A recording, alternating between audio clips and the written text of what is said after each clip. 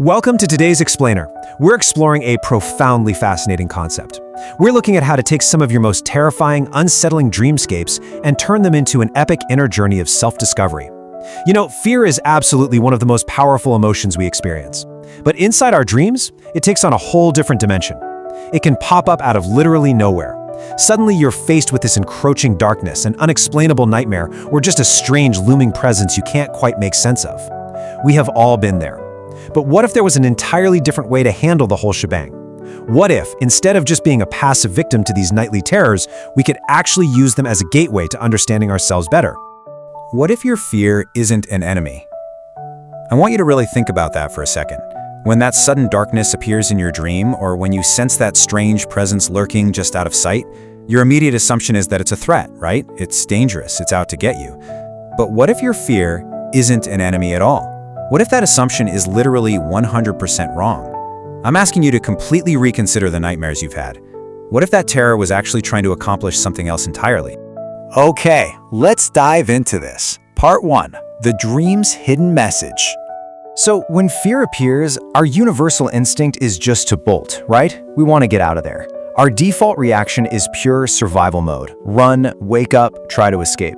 But there is a lucid alternative right beneath the surface of that panic. Instead of running, we can pause, breathe, and choose to stay present. It's a massive shift. You go from being a passive victim of the dream to an active, conscious participant. The dream is actually trying to send you a hidden message, but to unlock it, we've got to completely ditch our default behavior. Now, you might be wondering, why on earth would we want to stay present with something terrifying?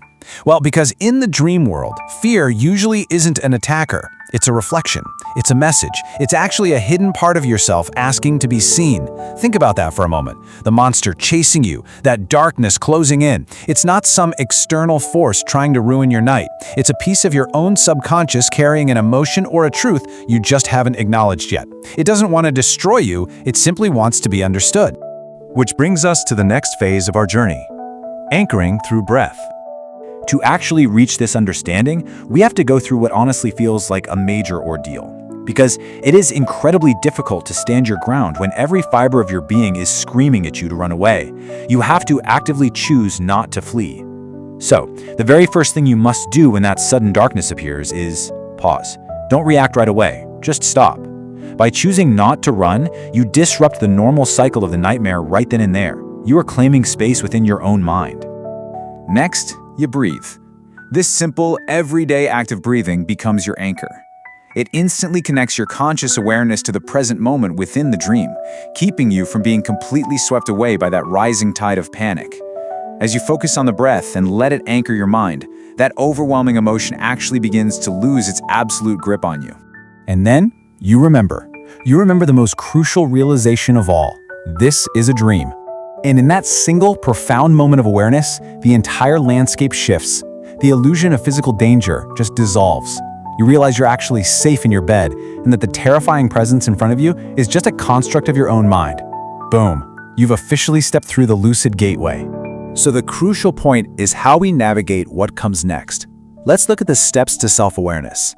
Now that we're anchored and aware, we move into the actionable phase of our inner quest. We don't just stand there like a deer in headlights. We actively engage the fear to uncover its hidden message. So let's break down exactly how to do this. Step 1, stay present. Don't let your mind drift back into panic mode. Step 2, observe the fear. Really look carefully at it. Try not to look away. Step 3, ask what it wants. What emotion is it carrying?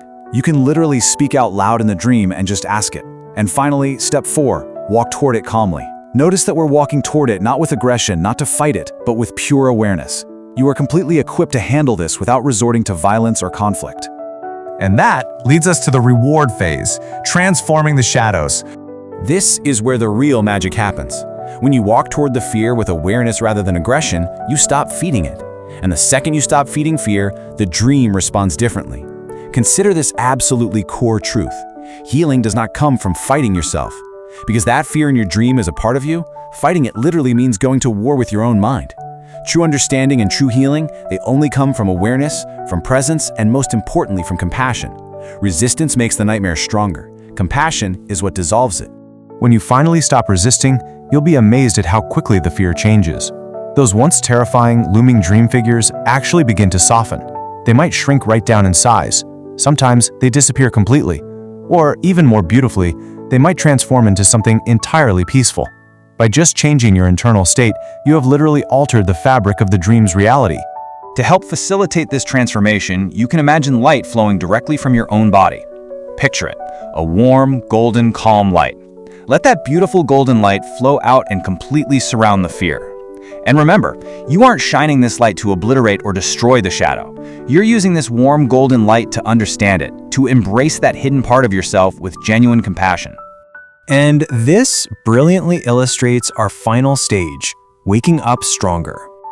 This inner journey brings you back to the waking world fundamentally changed. This isn't just some neat little trick for having better dreams.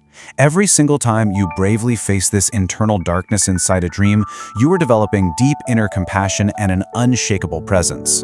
And here's why this is absolutely crucial. That strength doesn't just stay locked in the dream world, it carries over directly into your waking life. You become stronger, way more grounded, and highly self-aware during your day-to-day challenges. You learn how to use fear, whether you're asleep or awake, not as a barrier, but as a doorway to understanding yourself on a much deeper level. We've covered an incredible inner journey today. We've seen how pausing, breathing, and using that warm, golden light of awareness can transform our deepest fears into profound understanding. So I want to leave you with this final thought. The next time you close your eyes, the next time that sudden darkness appears in your dream, will you run? Or will you choose to stay and see what a part of yourself is finally trying to tell you?